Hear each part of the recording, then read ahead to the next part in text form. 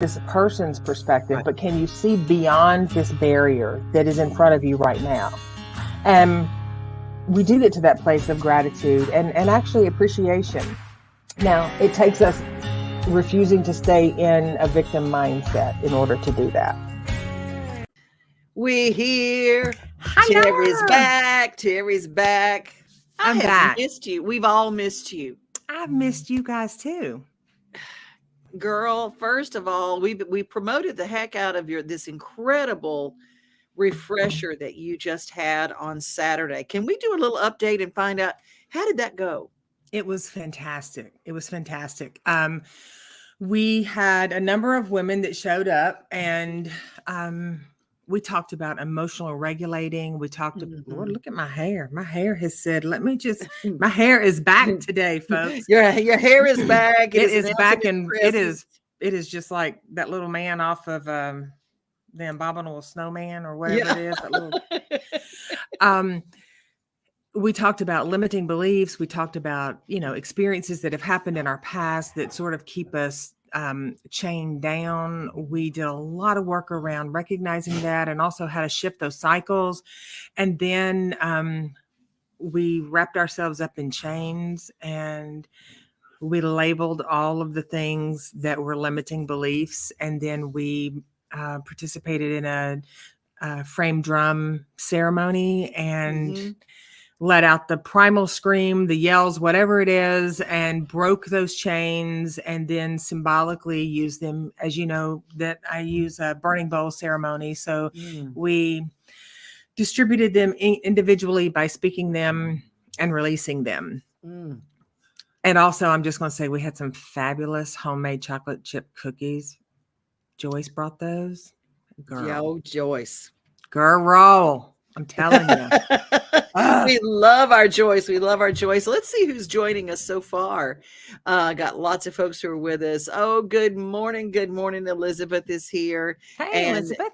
She says, I love the burning bowl ceremony. We had a really good one, and hopefully we're going to get to do another get together in January because that's when I take off on Saturdays from Backstage Nashville, and I'm ready to have a big old throwdown of emotion and love, and so good. January is just in the right spot for the Hugging It Out workshop. So there's that. There is that. Well, oh yeah, Elizabeth says, I'm there. Absolutely. And then Suzanne, so I miss you today. I'm at the beach. Yep, she is at the beach having lovely weather. We've got some beautiful weather here today too. Oh yeah. I mean, we've had some pretty days. I said, fall is the reason people move to Tennessee. If you come visit us on a good fall day, you go, I'm moving here. Right. And then you realize that there's February. Right. It lasted 24 hours. Yeah. Leslie's with us as well. Leslie. I thought today would be a good time to open up the can of holiday angst and see what we take with us into the holidays and find out how much of the holiday angst is really what is where we're going or what we take with us. You mean where we're going as in like to the folks' house or what do you mean? Okay. Yeah. Getting together with the family. Sometimes we pre-worry and we get so caught up and we create the bad situation in our mind and in our head so that even when something is not bad, we take with us a lot of trauma and things, and we're very hypersensitive to everything. And if we take it with us, we can also choose not to take it. We take a lot of assumptions with us, and we take a lot of past experiences where things have just kind of gone that way, well, they always do this. So we take that with us. But knowing how to self-care for yourself going into the holidays is probably the most important thing. Because whether you're going to see family, whether you're hanging out with friends, whether it's the traffic or the holiday shopping, the energy and the thought that we bring to that is what's going to amplify. Right. So we might go into a family setting where, if we're being honest, you're not crazy about most of them. but there's a sense of obligation that you have to go, right? Mhm. So if you're going into a family setting where you love them all, there's still a sense of obligation where you have to go. And Mhm. both of those can be exhausting. Let's talk a little bit about, there's a show that I've been watching. I'm not going to mention the name of the show, but there is an issue with the lead in the story, and she has had a stepfather who has very obviously molested her, and her mother is ignoring the fact that it happened, even though she knows. And she's like, well, we've all got to forgive each other for things that happened in our past. He was drinking then, or she was drinking then, or whatever. When it's a trauma like that, how do you deal with that? And the lead character in this situation said, they are my family, and I didn't want to just completely cut off all ties with my family. I still love my mother, and I want to see her, and she has chosen to bring this man into our lives. She's forgiven him. What do I do now? And that's kind of I think that's a story that comes up in a lot of cases. Well, first off, nobody has the right to tell you that you have to forgive somebody else. Y'all write that down. Nobody has the right to tell you Mhm. that. Nobody has the right to put your forgiveness, your process, your whatever on a timeline that fits their need. Mhm. We don't know that when we don't know it. But when you know it, you learn to assimilate to that, and you recognize that knowing that there are going to be situations that come up, and maybe you don't want to go there for that particular reason. Some people will go and they will just sort of distance themselves. They'll put on the happy face. They'll go and they'll make nice. Other people will decide, you know what? I love my family, but I don't have to subject myself to that. And so I'm not going to go. Done. Right. Because also, just as much as someone doesn't have the right to put your process on a timeline, you don't have to take complete ownership of their feelings being hurt, because there's a huge discredit that happens when you say, this happened to me, and someone says, yeah, no, but they were just doing this then, and they're different now. That's a major deflection of what your needs are and what your needs in the moment are. Right. I think that's an important thing. Elizabeth says, oh, the obligation, it does get exhausting. We carry a lot of obligations. Now let's talk a little bit about resentments. We carry a lot of resentments, and resentments, like she said, they're hard to let go of, but they're also really heavy, and they take up all the room in your suitcase. Well, exactly. Your emotional suitcase, your emotional backpack, it takes up your checked luggage, your bag, your carry-on, and that extra one that they let you carry over your shoulder. Like, it takes up all that space. And because it erodes away at your happiness on any given day, right, it starts to erode away at your future happiness. And if you're in present time trying to process this, and then it's not going to be any better, then we're setting ourselves up for a lot of disappointment. It doesn't have to be. It doesn't have to be. Right, exactly. I want to talk a little bit about fear that comes with leaving the house. We have come out of, and I'm bringing that up because I've had several people talk about, we have been in our homes for 2 years. We have had this weird protective isolation that has not, we don't always know it's affected us until we have, I talked to a dear friend, and if you guys are watching, some friends of mine who came in for a visit, they said leaving the house terrified them because they have not left in 2 years. They have literally been home and around the home and packing to get on a plane or packing to drive, or thinking I'm going to go, on this long trip. And whether it's sickness that we're worried about, whether it's COVID we're worried about, whether it's just how do I act in social situations anymore? Let's talk about the fear of leaving. Well,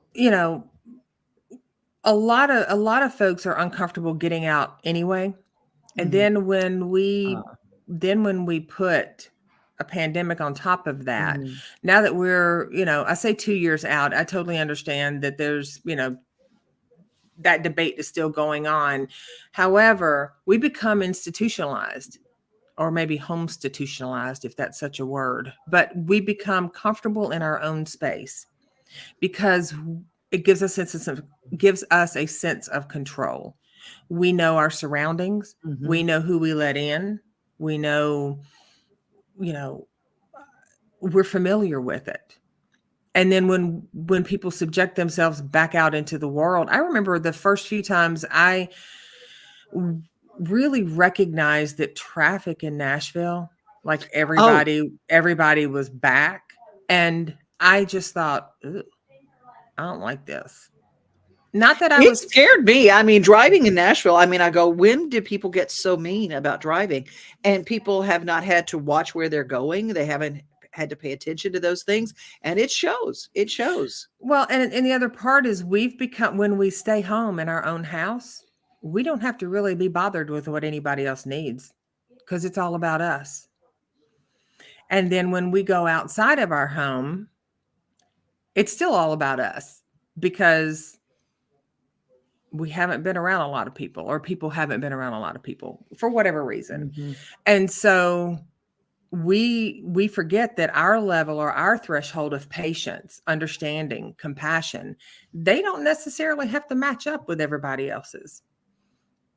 And that's when we'll get a little sideways, and we can be very anxious about that, be very anxious about it.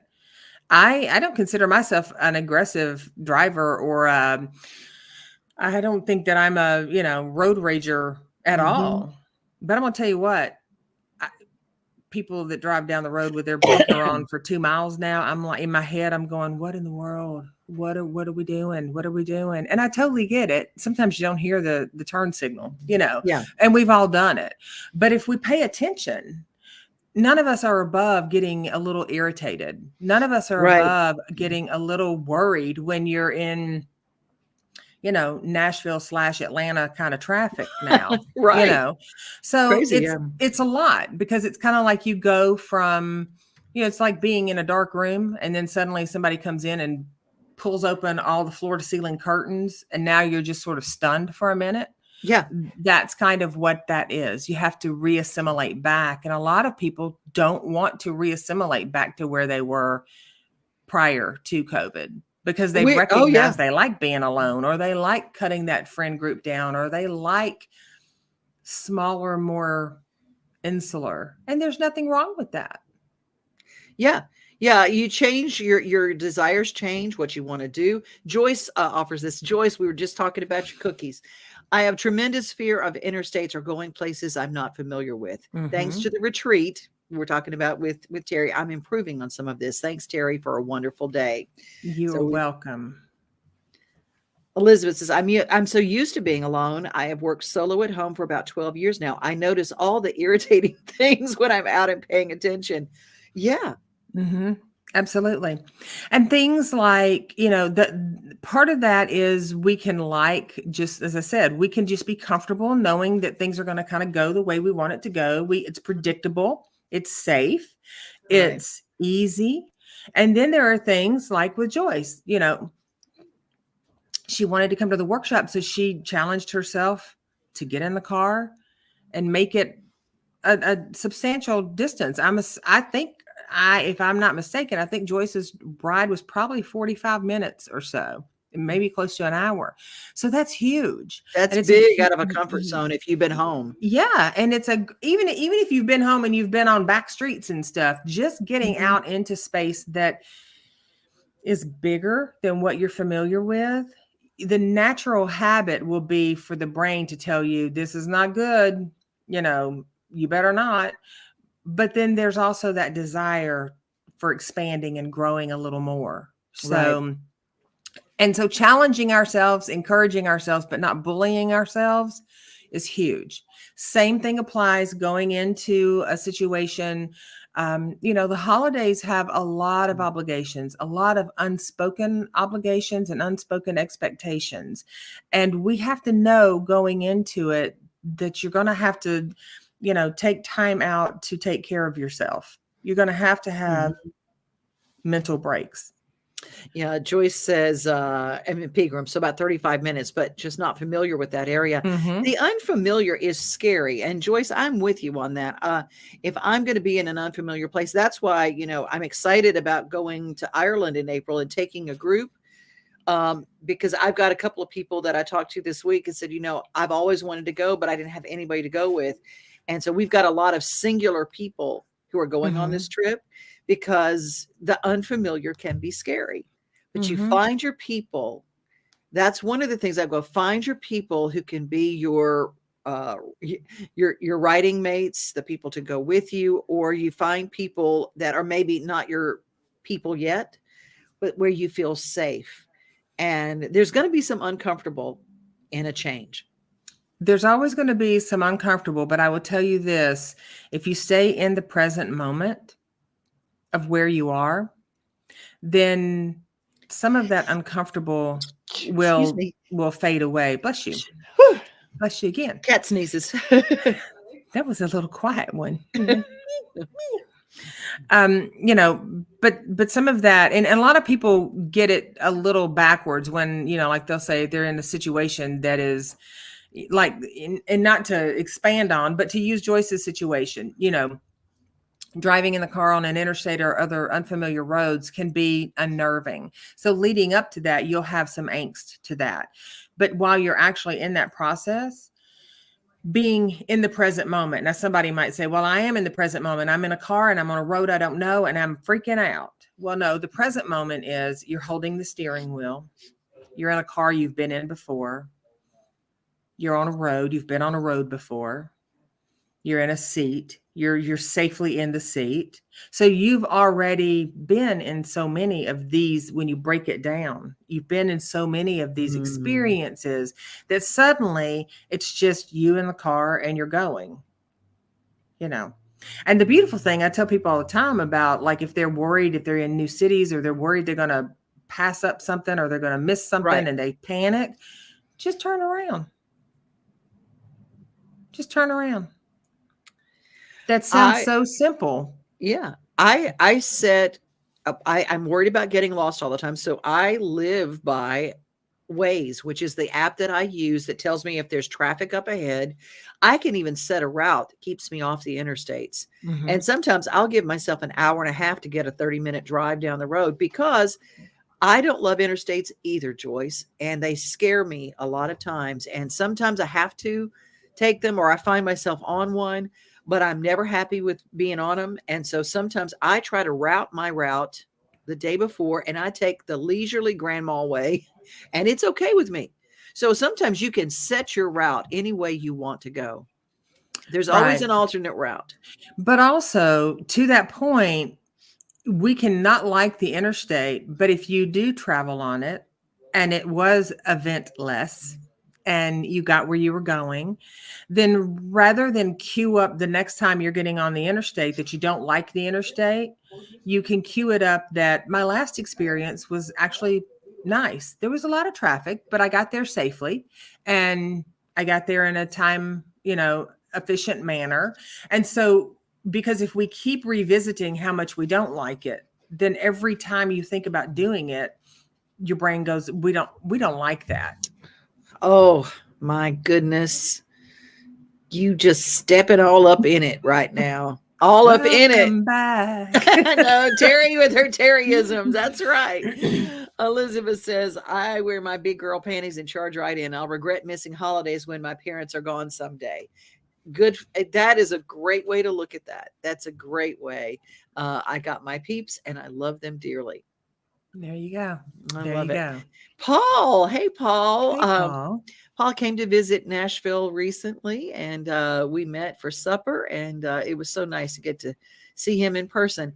And Paul says, I hate the fact that some people always want various parts of the family to have their own time.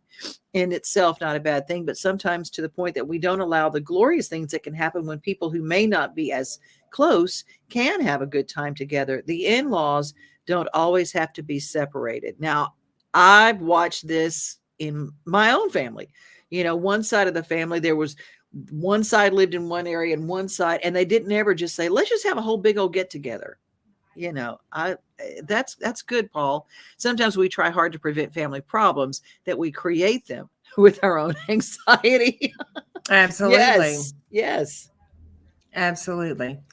Yeah. And that is a thing. I think since the dawn of time, there's been the separation in, families just have their own thing. And some of that is from time, some of it's distant, some of it's a bunch of different stuff. And then some of it is just because somebody looked at you sideways one day at a family reunion and you decided you didn't like them anymore. And now you're not going to see them anymore because whatever. And I agree 100%. A lot of that worrying and being overprotective and trying to micromanage, it creates more anxiety than anything that could actually happen if people just got together sometimes. Absolutely. And Joyce brings the road question back in. Thank goodness my husband was a local truck driver here in Nashville for nearly 40 years. So I trust him for the most part on the road.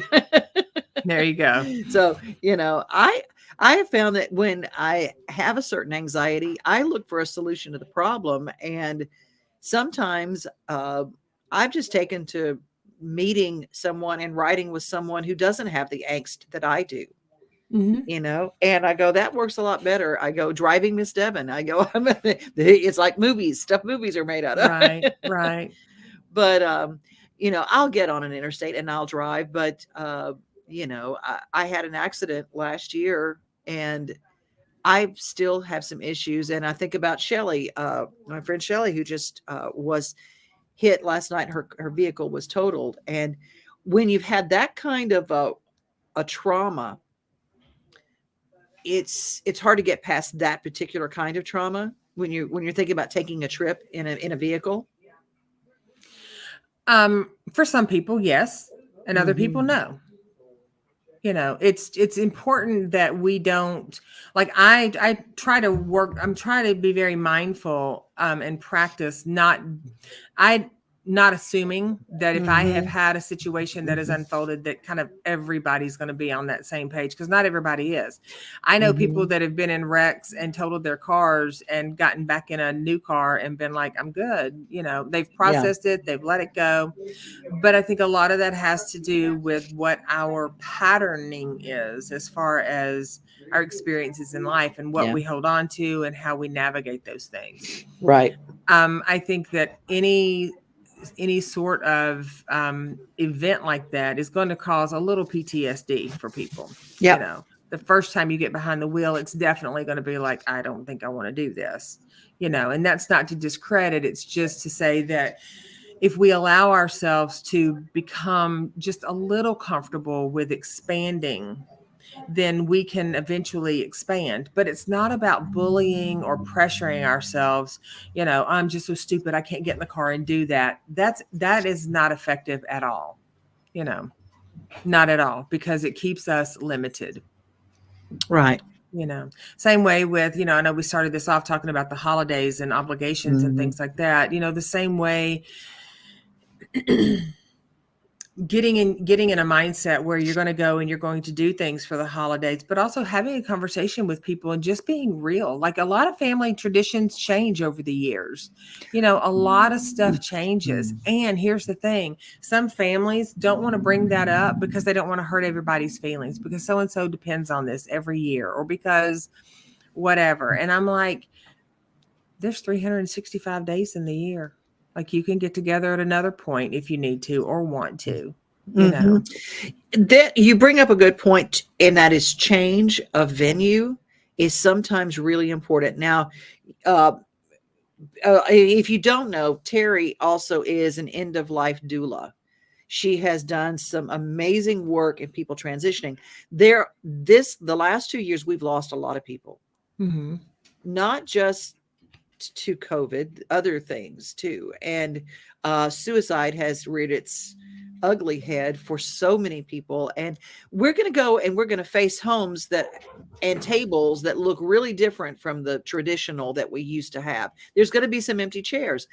And my suggestion is look for a different venue.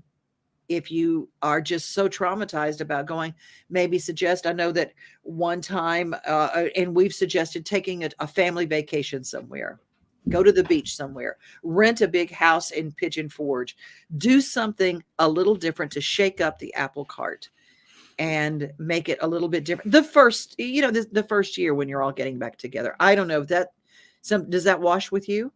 It does. It works for some people. And then other people want to return to the same place, and they may do some sort of, honoring or, some sort of celebration for that person. I work with people who will they'll skip the holidays completely, or they will go to another location, go to another home, go to a friend's home, go to another family member's home, or they will do a sort of a remembrance of their loved one and, set a picture out. They even will set a place at the table or wherever that person used to sit in the house all the time.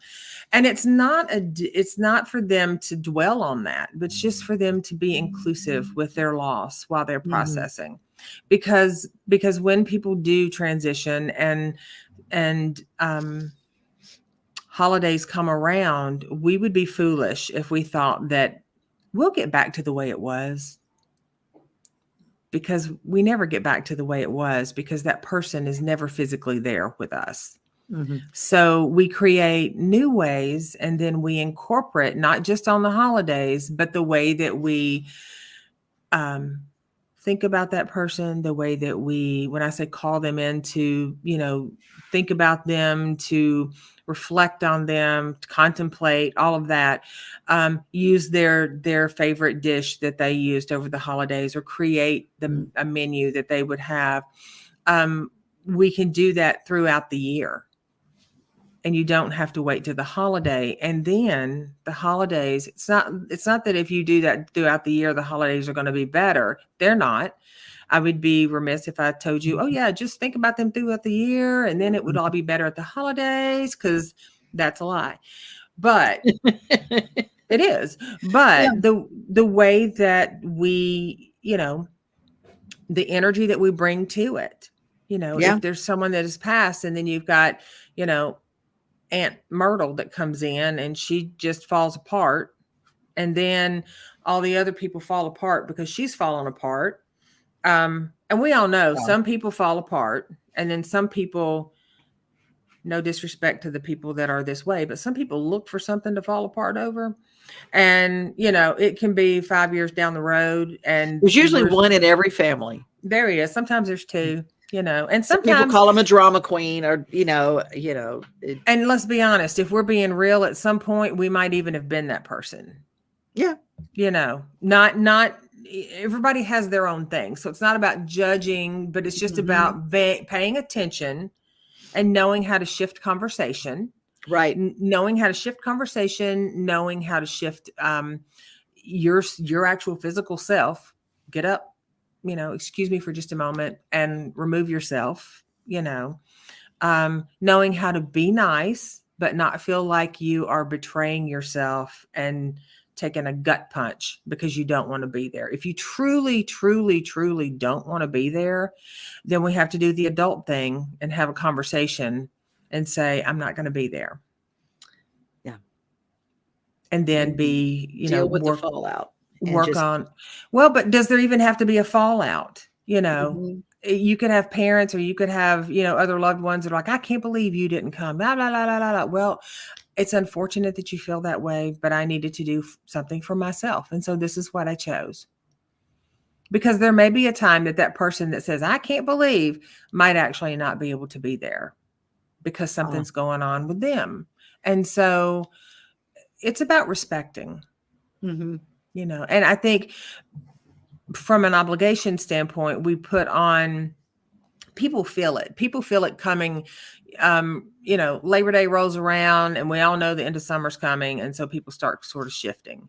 Then holiday, then you get Halloween in there. And right around Halloween, there's this massive shift with people because Halloween hits and suddenly there's wrapping paper out in Walmart for Christmas and there's trees and there's all this stuff. Every store's got some kind of holiday.